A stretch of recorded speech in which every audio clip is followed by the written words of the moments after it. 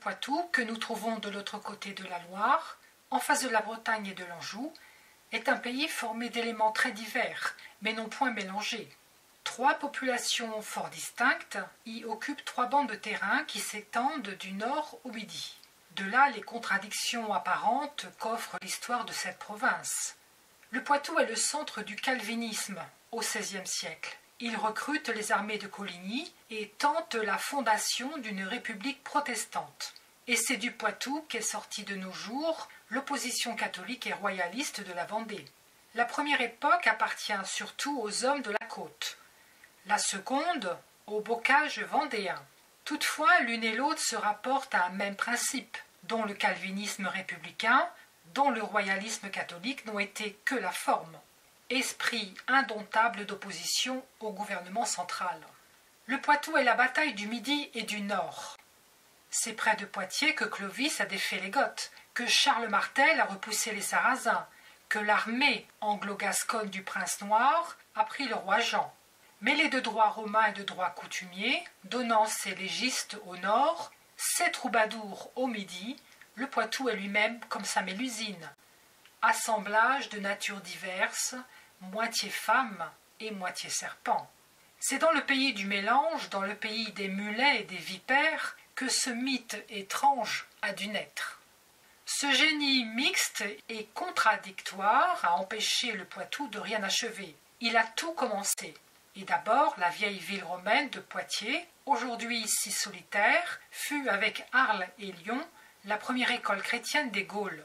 Saint-Hilaire a partagé les combats d'Athanase pour la divinité de Jésus-Christ. Poitiers fut pour nous, sous quelques rapports, le berceau de la monarchie, aussi bien que du christianisme. C'est de sa cathédrale que brilla pendant la nuit la colonne de feu qui guida Clovis contre les Goths. Le roi de France était abbé de Saint-Hilaire de Poitiers comme de Saint-Martin de Tours.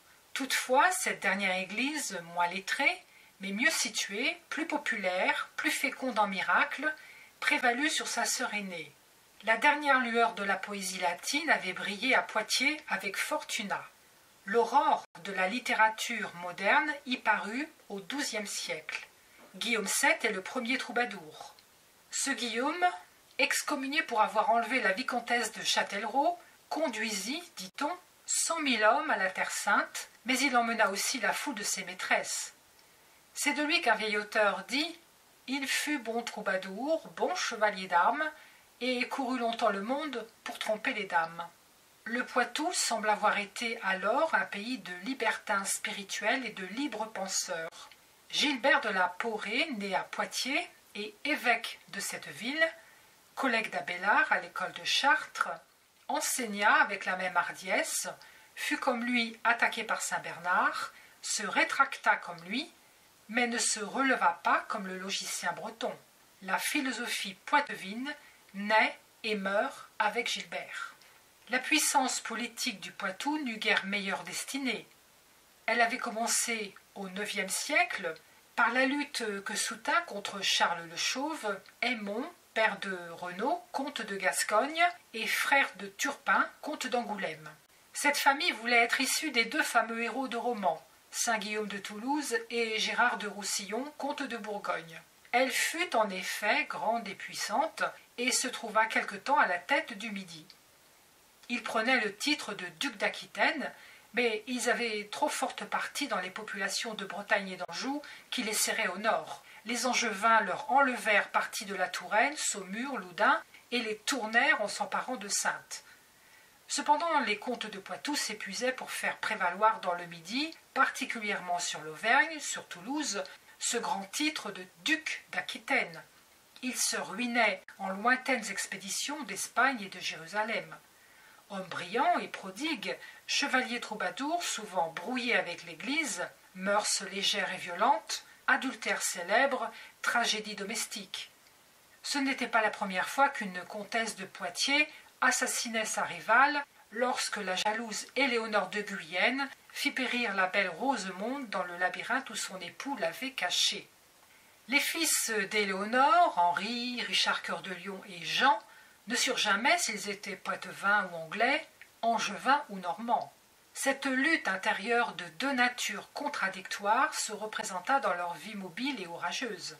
Henri III, fils de Jean, fut gouverné par les Poitevins. On sait quelle guerre civile il en coûta à l'Angleterre. Une fois réunis à la monarchie, le Poitou du Marais et de la Plaine se laissa aller au mouvement général de la France.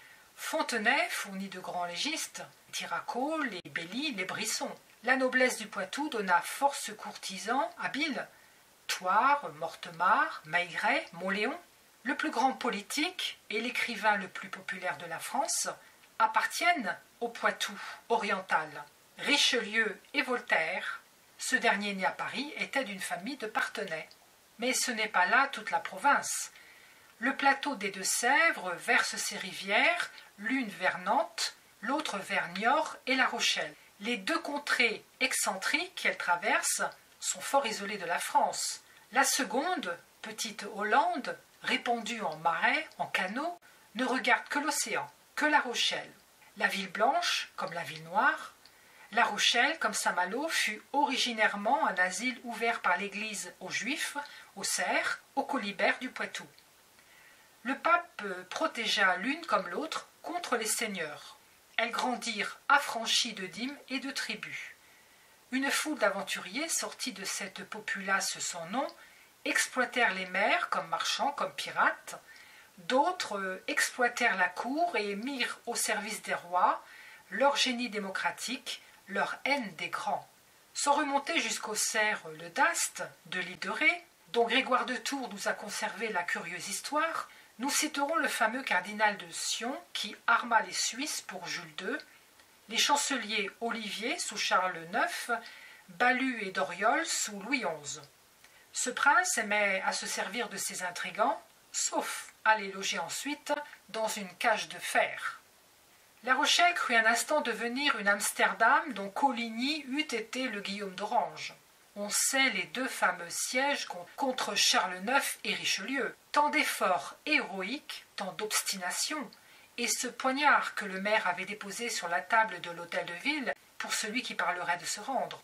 Il fallut bien qu'il cédasse, pourtant, quand l'Angleterre, trahissant la cause protestante et son propre intérêt, laissa Richelieu fermer leurs ports. On distingue encore à la marée basse les restes de l'immense digue. Isolée de la mer, la ville amphibie ne fit plus que languir. Pour mieux la museler, Rochefort fut fondé par Louis XIV, à 2 pas de La Rochelle, le port du roi, à côté du port du peuple. Il y avait pourtant une partie du Poitou qui n'avait guère paru dans l'histoire, que l'on connaissait peu et qui s'ignorait elle-même. Elle s'est révélée par la guerre de la Vendée. Le bassin de la Sèvre nantaise, les sombres collines qui l'environnent, tout le bocage vendéen, telle fut la principale et première scène de cette guerre terrible qui embrasa tout l'Ouest. Cette Vendée, qui a 14 rivières et pas une navigable, pays perdu dans ses haies et ses bois, n'était, quoi qu'on en ait dit, ni plus religieuse ni plus royaliste que bien d'autres provinces frontières, mais elle tenait à ses habitudes. L'ancienne monarchie, dans son imparfaite centralisation, les avait peu troublés. La Révolution voulut les lui arracher et la mener d'un coup à l'unité nationale. Brusque et violente, portant partout une lumière subite, elle effaroucha ces fils de la nuit. Ces paysans se trouvèrent des héros. On sait que le voiturier Castellino pétrissait son pain quand il entendit la proclamation républicaine. Il essuya tout simplement ses bras et prit son fusil. Chacun en fit autant, et l'on marcha droit au bleu. Et ce ne fut pas homme à homme, dans les bois, dans les ténèbres, comme les chouans de Bretagne, mais en masse, en corps de peuple, et en plaine. Ils étaient près de 100 000 au siège de Nantes. La guerre de Bretagne est comme une ballade guerrière du Border écossais. Celle de Vendée, une Iliade. En avançant vers le midi, nous passerons la sombre ville de Saintes et ses belles campagnes, les champs de bataille de Taillebourg et de Jarnac, les grottes de la Charente et ses vignes dans les marais salants.